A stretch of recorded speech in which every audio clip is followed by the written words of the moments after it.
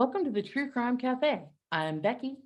And I'm Angie, and you won't believe the case I have for you today. So what you got this week, Angie? I have a missing person that I'm calling Missing in Buttonwillow. Okay. So on August 30th, 2013, Bryce Laspisa was just days into a sophomore year at Sierra College in Chico, California. He had done well the previous year, had a girlfriend he adored, and had spent the summer at home with his parents in Laguna Niguel, California. I think that's how you pronounce it. I apologize if it's incorrect. Okay. By all accounts, there was nothing amiss until a few days before. Around August 27th, he unexpectedly broke up with his girlfriend, Kim, via text message. On the 28th, he showed up at her apartment to talk. Okay. Kim noticed a strange shift in Bryce's behavior and became concerned enough to take his keys away from him.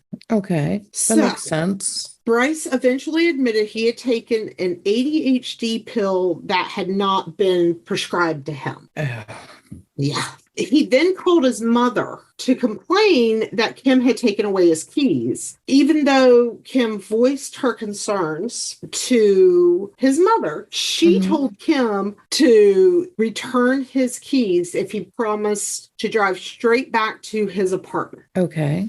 He left Kim's around 11:30 that night. Also on August 28th, Sean Dixon, who was Bryce's roommate at the time, was concerned enough about Bryce's behavior that he personally called Bryce's mom, and he said Bryce had indicated that something was bothering him, but he had never elaborated on what it was. Okay. Sean also claimed that Bryce had taken Vyvanse to help him stay awake all night to play video games. He said that Bryce had been drinking hard alcohol throughout the previous day, and he had also given away some of his belongings to friends. Not a good sign. Generally, no. So Vyvanse is an amphetamine that based narcotic. This potent stimulant provides an energy boost so users can go without sleep for an extended period of time. It's commonly used to treat ADHD, and it can cause feelings of euphoria. Okay. On August 29th, 2013, Bryce's mom missed a call from him. Assuming it was him letting her know he had gotten back to his apartment, she did not call him back. Okay. His cell phone records indicated the call came from Rockland, a desolate area about an hour from his apartment. So Kim gave him his keys back. He left there about 11:30, was supposed to drive straight back to his apartment, but is later making a phone call an hour away from his apartment. Okay. And was it going towards his parents' house? That I think so, but I'm not 100% sure. Okay. So, that's fair. I mean, we're both on the East Coast. I've never been out west. So. I have, but not for very long. All right. So on August 30th, his parents received a phone call around 11 a.m. alerting them that Bryce had used their roadside assistance a couple hours earlier because he had run out of gas. That's nothing unusual. No. He was west of Bakersfield in Buttonwillow, a 350-mile trek from where he started. Okay. Based on the location, his parents assumed he would be at their house in less than 3 hours. So yes, he was heading towards their house. If that answers that.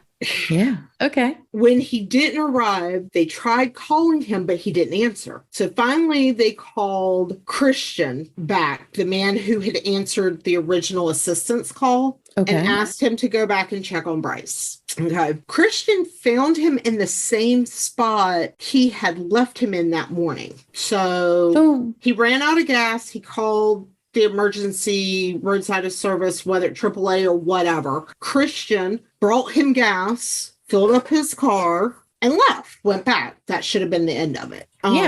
So his mom spoke to Bryce around 12:30, and he assured his parents he would get back on the highway. Christian even followed him for a bit to make sure he headed to his parents' house. Mhm. So by then, Bryce was expected there around 3 p.m., but he never arrived. Okay. His parents tried to call him for the next 6 hours, but he never answered his phone. They decided to track his cell phone, which, if he was on their account, they could do. Oh, yeah. I threaten my boys with that all the time. They discovered he had only traveled a total of 8 miles. 8 miles over the course of 9 hours.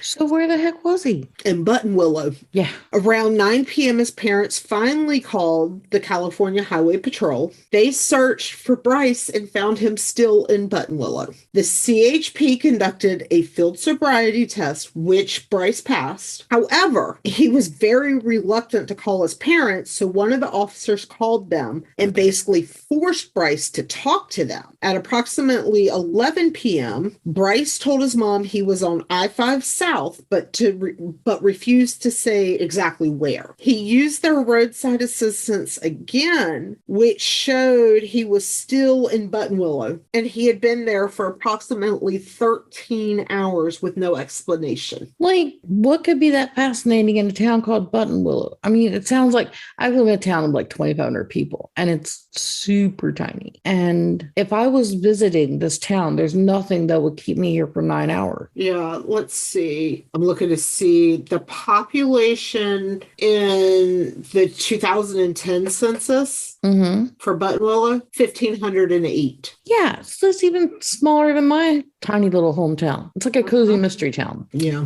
Okay, so Bryce called his mom again around 2:08 in the morning to say he was pulling over to take a nap. At that point, he had been awake for almost 48 hours. Wow. Which, if he did take that medication, that would explain why he was able to stay awake that long.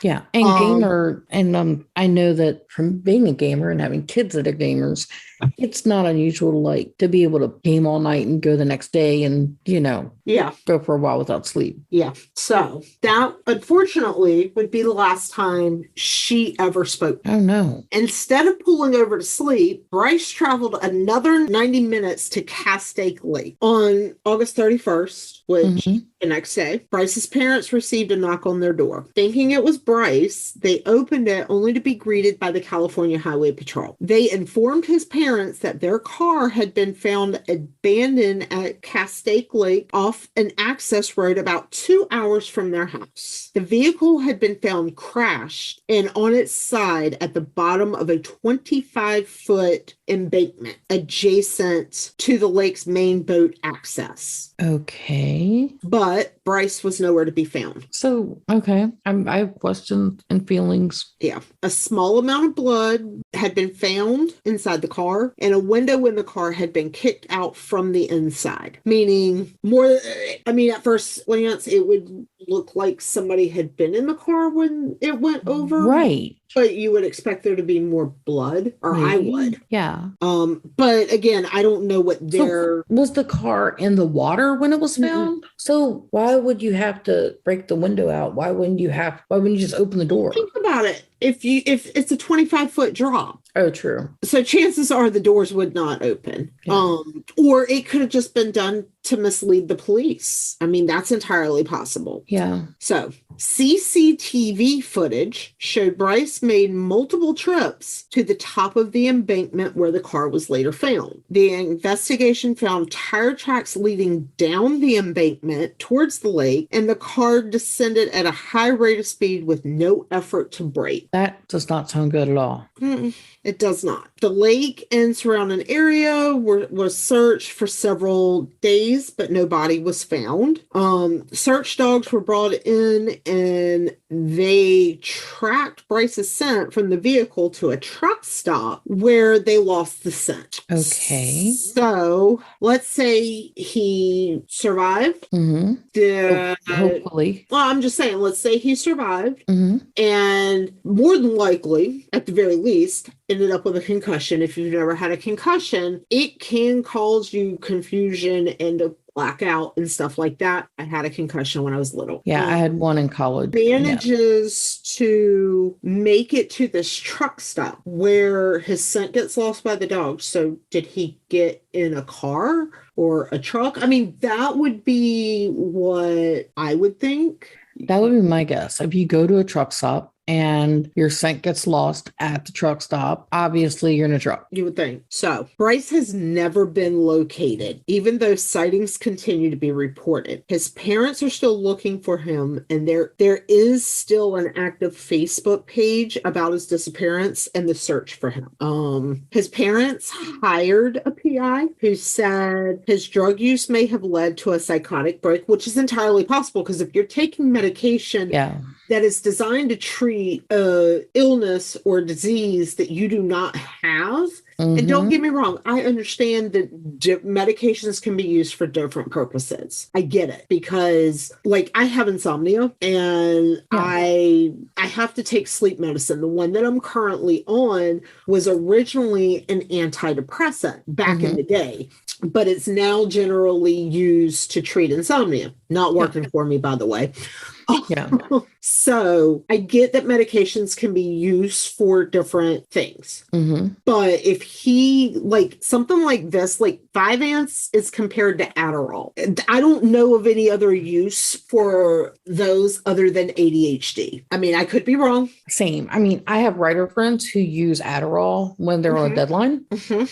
I've never done it, but, you know, and I don't judge because, like, I take Benadryl for allergies, but I also take it for anxiety. Yes. So, if he had a psychotic break, though, that would explain his erratic behavior leading up to the days leading up to his disappearance. He may have also suffered a head injury in the accident, become disoriented, concussion, traumatic brain injury, any number of things. During the search for Bryce, a burned body was found and later identified as belonging to someone involved with drugs. Okay. A theory emerged that Bryce could have possibly stumbled upon this murder being committed and was killed to stop him from reporting it. However, if that was the case, you would think that he would be killed right there in the woods versus going all the way to the truck stop. Exactly. Based on his scent being tracked to the truck stop, some believe Bryce left willingly. His parents do not believe this. No. I mean, it's possible that he decided to leave willingly. I mean, it sounds to me, based on the research that I did, that there was something, that he was dealing with something major, although he hadn't told anybody exactly what it was. He could have decided, hey, I'm just gonna up and leave. By all accounts, Bryce and his parents had a very close relationship, so I wouldn't necessarily hang my hat on that theory that he would just walk away. You know, I mean, it's not like he was a teenager and had to run away. He was an adult. Like, from the perspective of a parent who's very close with her sons who are now adults and not much older than Bryce was when this happened, I would say for my kids to walk away, it would have to be something where they did something where they felt that I would be so disappointed that they wouldn't be able to face me. I don't. And which I hope would never happen, but like parents like, short of a heinous crime, I don't think there's anything that my kids could really do that would, that would warrant them, oh my God, I gotta disappear. But then you have to ask yourself, if he willingly disappeared, how is he staying undetected all these years? Like, because with, closed caption television, recording everything people do in cities and things, and it's really hard to go off the grid. I've read about it for book research, not because I want to go off the grid, because, I love my grid. Right. Sometimes too much. But my husband's the opposite. He can go out in the woods and like come back a month later and, hey, you want some of this deer jerky I got left over? And I'm like, no. I could we are total opposites in that way. But I love my grid, and it's really, really hard to like develop a new identity and everything. Like, how would you even, and it's not even just the having develop a new identity and a backstory and get all these documents and whatnot, but how could you go unnoticed? That's my question. Like, especially like we're not the first podcast to cover this case. No. But like anybody who's on Facebook that has seen a post, anything like that. And like this Bryce, I mean, it's not like he's just your average, brown hair, brown eyes. He's got bright red hair. Yeah, so you would see that. Yeah. Or at least you would remember it. Yeah, I would notice it only because I wish I had red hair. So I notice it. I had one aunt with red hair, and I always called her Aunt Meanie. And when I was a teenager, I dyed my hair red. It was like fire engine red. And when I went to my grandparents' house, my grandfather looked at Aunt Meanie and he said, "This is your fault. You did this to her. She loved you and wanted to be like you, and she got your red hair now." Yeah. So as of my most recent research, Bryce is still missing. It's been 8 years. So I would think that he may not be alive anymore, or he may not be in a position where he can reach out to people in his quote unquote old life. Yeah. Pre-disappearance life. Yeah. Well, I hope wherever he is, that I hope he's okay. But in either way, I hope his parents get answers soon, because this is truly a parent's worst nightmare. Mm-hmm. Yeah. I couldn't imagine one of my children going missing and not knowing where they were, what was happening to them, who had them. Like, I can't even. I would be done. Yeah, me too. Yep. So, yeah, that's the story of Bryce, who went missing in a little town called Buttonwillow. Stay caffeinated. And join us next time for another cup of crime.